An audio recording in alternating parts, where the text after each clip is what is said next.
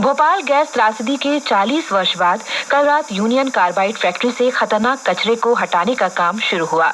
हमारे संवाददाता ने बताया है कि मध्य प्रदेश उच्च न्यायालय ने कचरे को स्थानांतरित करने के लिए 4 सप्ताह की समय सीमा तय की है।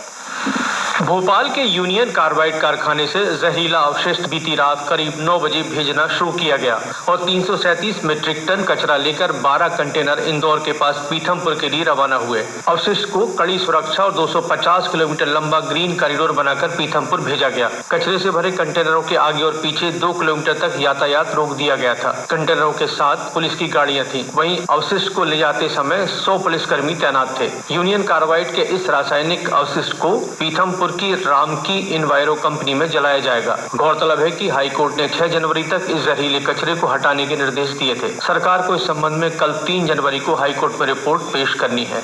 2 और 3 दिसंबर 1984 की रात यूनियन कार्बाइड कीटनाशक फैक्ट्री से अधिक जहरीले मिथाइल आइसोसाइनेट गैस का रिसाव हुआ था। इस घटना में लगभग 5479 लोगों की मौत हो गई थी और हजारों लोग गंभीर और दीर्घावधि की स्वास्थ्य समस्याओं से पीड़ित हुए थे। ये घटना विश्व की सबसे भीषण औद्योगिक आपदाओं में मानी जाती है। महाराष्ट्र के गढ़चिरौली जिले में एक कट्टर सरगना सहित 11 माओवादियों ने कल मुख्यमंत्री देवेंद्र फडणवीस के समक्ष समर्पण कर दिया। इन माओवादियों में 8 महिलाएं और 3 पुरुष हैं। इन पर महाराष्ट्र में 1 करोड़ रुपए से अधिक का इनाम घोषित था। मुख्यमंत्री देवेंद्र फडणवीस ने बताया कि 11 गांवों ने नक्सलवादियों पर प्रतिबंध लगा दिया है। गढ़चिरौली में मीडिया से बात करते हुए मुख्यमंत्री देवेंद्र फडणवीस ने कहा कि माओवादियों द्वारा हथियार डालने की बढ़ती संख्या और उनके क्रियाकलापों को आकर्षित करने में विफल हो रहे आंदोलन को देखते हुए महाराष्ट्र जल्द ही नक्सली खतरों से मुक्त हो जाएगा। उन्होंने कहा कि गढ़चिरौली पुलिस ने गढ़चिरौली जिले में नक्सली गतिविधियों को लगभग समाप्त कर दिया है। उत्तरी गढ़चिरौली अब माओवादी गतिविधियों से मुक्त है और दक्षिणी गढ़चिरौली भी जल्द ही नक्सलियों से मुक्त हो जाएगा। मुख्यमंत्री ने यह भी कहा कि पिछले वर्षों में कई खूंखार नक्सलियां या तो मारे गए हैं या गिरफ्तार किए गए हैं। मुख्यमंत्री ने कहा वे आश्वस्त है कि उन्हें संवैधानिक संस्थाओं के माध्यम से ही न्याय मिलेगा। उन्होंने कहा कि माओवाद खत्म हो रहा है क्योंकि भारत विकास में बड़ी प्रगति कर रहा है। मुख्यमंत्री ने कहा कि आने वाले समय में गढ़चिरौली को इस्पात शहर का दर्जा दिया जाएगा। केंद्रीय मंत्रिमंडल ने डाई अमोनियम फास्फेट डीएपी उर्वरकों पर एक मुश्त विशेष राहत पैकेज का विस्तार करने का फैसला किया है। इन उर्वरकों पर पोषक तत्व आधारित सब्सिडी बढ़ाकर 3,500 रुपए प्रति मीट्रिक टन करने की मंजूरी दी गई है। मंत्रिमंडल की बैठक के बाद सूचना और प्रसारण मंत्री अश्विनी वैष्णव ने बताया कि इस फैसले से लगभग 3,850 करोड़ रुपए का अतिरिक्त भार पड़ेगा, जिसे केंद्र सरकार वहन करेगी। मंत्रिमंडल ने प्रधानमंत्री फसल बीमा योजना और पुनर्गठित मौसम आधारित फसल बीमा योजना को भी जारी रखने का निर्णय लिया है। केंद्रीय मंत्रिमंडल के फैसलों पर प्रधानमंत्री नरेंद्र मोदी ने कहा है कि उनकी सरकार किसानों के कल्याण के लिए पूरी तरह प्रतिबद्ध है। उन्होंने कहा कि 2025 की पहली कैबिनेट बैठक किसानों की खुशहाली बढ़ाने के लिए समर्पित है। केंद्रीय ग्रामीण विकास मंत्री शिवराज सिंह चौहान ने कहा है कि सभी योजनाओं का समुचित क्रियान्वयन कर देश के गांवों को गरीबी मुक्त बनाया जाएगा। नई दिल्ली में कल मंत्रालय के कार्यों की समीक्षा करते हुए श्री चौहान ने कहा कि मासिक आधार पर लक्ष्य निर्धारित कर उन्हें प्राप्त करने के लिए प्रयास जारी रहेंगे। उन्होंने कहा कि प्रधानमंत्री आवास योजना ग्रामीण के तहत 42 लाख आवास निर्माण के लक्ष्य की दिशा में करीब 32 लाख आवास स्वीकृत किए गए हैं और पिछले वर्ष जून से दिसंबर तक 4 लाख से अधिक मकान बनकर तैयार हो चुके हैं। गृहमंत्री अमित शाह आज नई दिल्ली में Jammu Kashmir and Ladakh through the ages नामक पुस्तक का विमोचन करेंगे। केंद्रीय शिक्षा मंत्री धर्मेंद्र प्रधान भी कार्यक्रम में मौजूद रहेंगे। इस अवसर पर प्रख्यात लेखक, शिक्षाविद, मंत्रालय के अधिकारी और अन्य गणमान्य व्यक्ति भी उपस्थित रहेंगे। इस पुस्तक को 7 खंडों में प्रस्तुत किया गया है और इसमें 3000 वर्षों से अधिक के इतिहास का संकलन है।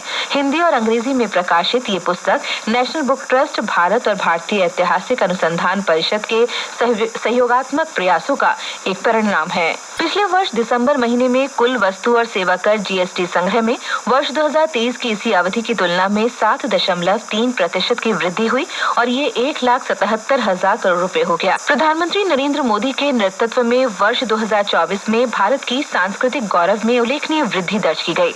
अयोध्या में राम मंदिर में श्री राम लला की प्राण प्रतिष्ठा एक महत्वपूर्ण आध्यात्मिक और सांस्कृतिक अवसर रहा। प्रधानमंत्री मोदी द्वारा अबू धाबी में बोचा सनवासी अक्षर पुरुषोत्तम स्वामी नारायण नारायण संस्था मंदिर का उद्घाटन भी भारत के सांस्कृतिक संबंधों में एक महत्वपूर्ण उपलब्धि थी। पेश है पिछले वर्ष भारत की सभ्यतागत विरासत में हुई उपलब्धियों पर एक रिपोर्ट। भारत ने 2024 में प्रधानमंत्री मोदी के दूरदर्शी नेतृत्व में अपनी सभ्यतागत विरासत को संरक्षित करने में उल्लेखनीय प्रगति की है। सरकार के प्रयासों से असम में मोइदम को भारत के 43वें यूनेस्को विश्व धरोहर स्थल के रूप में मान्यता मिली, जो भारत की सांस्कृतिक विरासत के वैश्विक महत्व को दर्शाता है। कुरुक्षेत्र में अनुभव केंद्र के उद्घाटन ने महाभारत और भगवद गीता जैसे प्राचीन ग्रंथों को जीवंत किया। वहीं वित्तीय वर्ष 2023-24 में आत्मनिर्भर भारत को दर्शाते हुए खादी और ग्रामोद्योग आयोग ने 1.5 लाख करोड़ रुपए से ज्यादा का कारोबार और 10 लाख नौकरियों का सृजन किया। भारत ने 2024 में असमिया, बंगाली, मराठी, पाली और प्राकृत को शास्त्रीय भाषा का दर्जा देकर अपनी भाषाई विविधता को भी मजबूत किया। भारत 13 जनवरी से 26 फरवरी तक प्रयागराज में होने वाले महाकुंभ मेले 2025 के लिए भी तैयार है। यह आयोजन दुनिया के सबसे बड़े आध्यात्मिक समागमों में से एक होने का अनुमान है। वहीं ग्रीन हाउस गैस उत्सर्जन में भी कमी लाने के देश के प्रयासों का सकारात्मक परिणाम रहा है। वर्ष 2020 में ग्रीन हाउस गैस उत्सर्जन में इससे पिछले वर्ष की तुलना में लगभग 8% की कमी आई। गायक और अभिनेता दिलजीत दोसांझ ने कल नई दिल्ली में प्रधानमंत्री नरेंद्र मोदी से मुलाकात की। एक सोशल मीडिया पोस्ट में श्री मोदी ने कहा कि दिलजीत दोसांझ बहुमुखी प्रतिभा के संपन्न है तथा उनमें प्रतिभा और परंपरा का सम्मिश्रण है। ईरान के उप विदेश मंत्री माजिद तख्त रावंची आज से भारत की 2 दिन की यात्रा पर रहेंगे। इस दौरान वे आज और कल नई दिल्ली में ईरान भारत राजनीतिक परामर्श के 19वें दौर की बैठक में भाग लेंगे। विदेश मंत्री डॉक्टर सुब्रमण्यम जयशंकर ने कल कतर के प्रधानमंत्री और विदेश मंत्री शेख मोहम्मद बिन अब्दुल रहमान बिन जसीम अल थानी से मुलाकात की और द्विपक्षीय सहयोग की आर्थिक समीक्षा की। दोनों पक्षों ने क्षेत्रीय और वैश्विक विकास पर भी चर्चा की। उनकी यात्रा से दोनों पक्षों को राजनीतिक, व्यापार, निवेश, ऊर्जा, सुरक्षा, सांस्कृतिक और आपसी हित के क्षेत्रीय और अंतर्राष्ट्रीय मुद्दों सहित द्विपक्षीय संबंधों के विभिन्न पहलुओं की समीक्षा में मदद मिलेगी।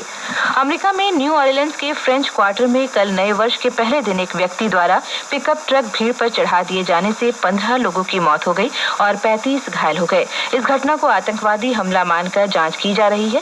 संदिग्ध की पहचान 42 वर्षीय शमसुद्दीन बहार जब्बार के रूप में हुई है, जो पुलिस के साथ गोलीबारी में मारा गया। उसके पास से राइफल भी बरामद की गई है। ट्रक पर लगे काले झंडे की जांच आतंकी संगठन इस्लामिक स्टेट और अन्य विदेशी आतंकी संगठनों के साथ संपर्क के लिए की जा रही है। गणतंत्र दिवस परेड और बीटिंग रिट्रीट के लिए टिकटों की बिक्री आज से शुरू हो रही है। रक्षा मंत्रालय ने बताया कि टिकट सेना भवन, शास्त्री भवन, जंतर मंतर, प्रगति मैदान और राजीव चौक मेट्रो स्टेशन से मूल फोटो पहचान पत्र दिखाकर खरीदी जा सकती है। सीधे वेबसाइट और आमंत्रण मोबाइल ऐप पर से भी इसे टिकट खरीदी जा सकती है। 26 जनवरी को गणतंत्र दिवस परेड के लिए टिकटों की कीमत 20 रुपए और 100 रुपए तथा बीटिंग रिट्रीट के लिए 100 रुपए और बीटिंग रिट्रीट रिहर्सल के लिए 20 रुपए होगी। ओडिशा में राउरकेला के बिरसा मुंडा हॉकी स्टेडियम में कल हॉकी इंडिया लीग के दूसरे मैच में सांची राड बंगाल टाइगर्स ने टीम गुनासिका को 2-1 से मात दी। रुपेंद्र पाल सिंह ने बंगाल टाइगर्स के लिए 2 गोल किए और बंगाल टाइगर्स के लिए लगातार दूसरी जीत और प्रतियोगिता में शुरुआती बढ़त सुनिश्चित की। वहीं आज रात 8:15 बजे सूरमा हॉकी क्लब का मुकाबला यूपी रुद्रास के साथ होगा। मौसम विभाग ने उत्तर प्रदेश के कुछ स्थानों पर आज भीषण ठंड का अनुमान व्यक्त किया है। पंजाब, हरियाणा, चंडीगढ़ और मध्य प्रदेश में भी कड़ाके की ठंड रहने का अनुमान व्यक्त किया गया है। विभाग का कहना है कि पश्चिम ईरान में चक्रवाती असर से बने पश्चिमी विक्षोभ के कारण आज और कल पश्चिमी हिमालय क्षेत्र में कुछ स्थानों पर बारिश के साथ बर्फबारी की भी संभावना है। केंद्र सरकार द्वारा देश के करोड़ों किसानों को कल नए साल के पहले दिन बड़ा तोहफा देने की खबर आज सभी अखबारों में प्रथम पृष्ठ पर प्रकाशित की गई है। अमर उजाला लिखता है, पीएम फसल योजना का आवंटन बढ़ा, डीएपी पुरानी कीमतों पर ही मिलेगा। हिंदुस्तान की सुर्खी है, किसानों को मिलती रहेगी सस्ती खाद। प्रधानमंत्री नरेंद्र मोदी ने कहा, नए वर्ष का पहला निर्णय किसानों को समर्पित। पंजाब केसरी ने यह खबर विस्तार से दी है। पत्र लिखता है, 50 किलो का डीएपी बैग 1350 रुपए में मिलेगा। 4 करोड़ किसानों को लाभ होगा। वर्ष 1901 के बाद भारत में 2024 सबसे गर्म साल रहा। मौसम विभाग ने कहा, उत्तर भारत में शीतलहर जारी जनसुनता की सुर्खी है। वहीं श्रीनगर के जम चुके तालाब में चहलकदमी करते लोगों की तस्वीरें दैनिक जागरण ने प्रकाशित की है। पत्र लिखता है, पूरे उत्तर भारत में प्रचंड शीतलहर, कश्मीर से बिहार तक ठंड का कहर। रक्षा मंत्री ने वर्ष 2025 में रक्षा सुधारों का वर्ष घोषित किया। एकीकृत सैन्य कमान की स्थापना पर विशेष जोर रहेगा, हिंदुस्तान की सुर्खी है। पत्र लिखता है, AI तकनीक से लैस होंगी सेनाएं।